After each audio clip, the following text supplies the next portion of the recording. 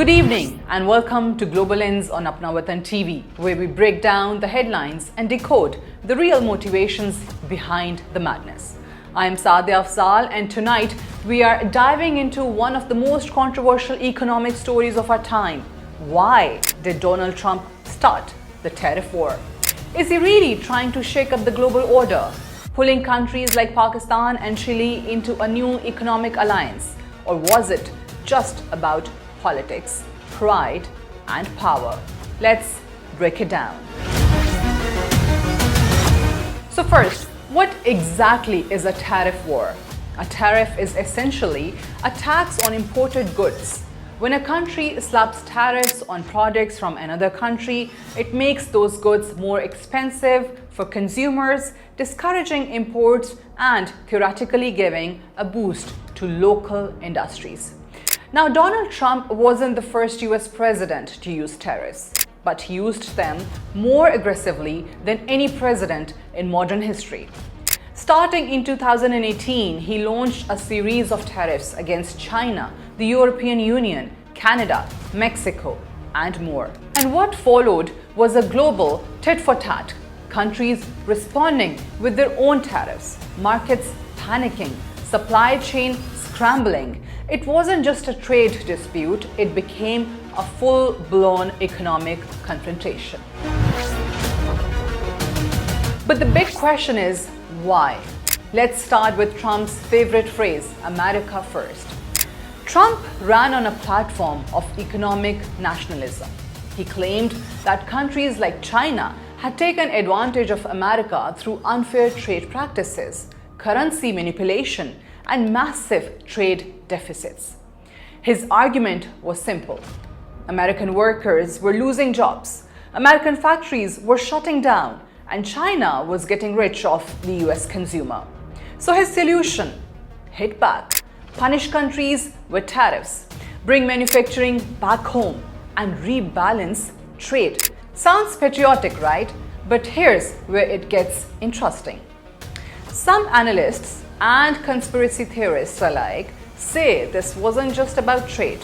They argue that Trump was actually restructuring the global economic order, that he was trying to weaken China, break traditional alliances, and build new ones with unexpected partners like Pakistan, Chile, India, Brazil, and even Russia. So was he really playing 4D chess? Or was it more like checkers with a wrecking ball? Let's take a look at how the global landscape shifted under Trump's tariff regime. China was clearly target number one. He slapped over $350 billion in tariffs on Chinese goods. The goal? Pressure Beijing to change its trade practices, reduce the trade imbalance, and respect intellectual property laws. But here's the twist. As the US pulled back from China, new trade relationships began to form. Countries like Vietnam, India, Pakistan, and Chile suddenly found themselves becoming more attractive trade partners. US companies began diversifying their supply chains, pulling factories out of China and into Southeast Asia or Latin America. Now, did Trump plan all this along? Hard to say. Some say yes, that Trump was trying to reshape the global manufacturing map, moving away from China and building up alternative allies in the developing world. Others say it was an unintended consequence, a result of the chaos, not a master plan. So here's the big philosophical question. Was Trump trying to create a new world order? Let's define that. When we talk about a new world order, we mean a fundamental shift in global alliances, economic structures, and political influences. Trump did challenge global institutions. He pulled the US out of the Trans-Pacific Partnership, threatened to leave the World Trade Organizations, and questioned NATO. He also caused it up to non-traditional allies, praising leaders in Russia, North Korea, and Brazil, while sparring with Germany, Canada, and France. So was he dismantling the old Western alliance system to replace it with something new?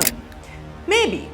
But if there was a plan, it was chaotic and inconsistent. Trump's approach was more instinctive than strategic, transactional, non-transformational. Rather than building a coherent new system, he often created confusion and sometimes even alienated potential allies like India and Pakistan by being unpredictable. Now here's the less glamorous but very real possibility. What if this whole thing wasn't about global domination at all? What if it was just about winning votes? Trump's tariffs were extremely popular with some parts of the American electorate, especially in the Midwest, where factories had closed and jobs had gone overseas. By launching a tariff war, Trump positioned himself as a defender of the American worker, even if economists warned that tariffs would raise prices for consumers and hurt US businessmen in the long run. So maybe this wasn't about building a new world order. Maybe it was about re-election strategy and populist appeal. A strongman stance. America versus the world. Red hats, rally chants, and tough talk. Let's talk results. Did the tariff war bring manufacturing back to the US? Not in a major way. Some companies reshored, yes, but many more simply moved to other low-cost countries. Did it hurt China? Temporarily, yes, but China adapted, and some argue it pushed China to accelerate its own technological self-sufficiency. Did it help Pakistan or Chile become new economic powers? Not directly, though they did benefit in small ways from the US businesses looking to reduce reliance on China. Overall, the global economy became more fragmented, more regional, and more uncertain. Trump's tariffs shifted the map, but they didn't redraw it entirely. So what was Trump really trying to do? Here's one theory, and it might be the most compelling. Trump wasn't trying to build a new world order. He was trying to blow up the old one.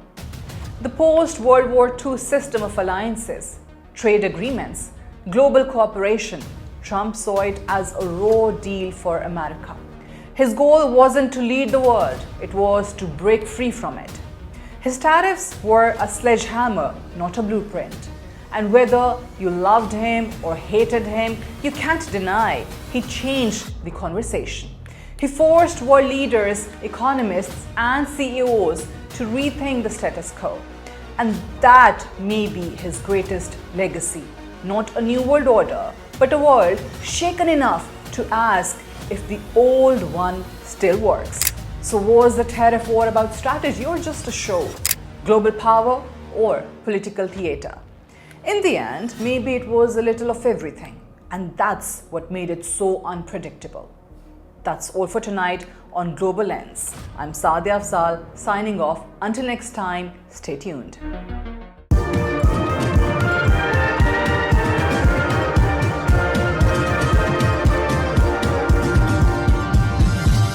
You are watching Apna Watan.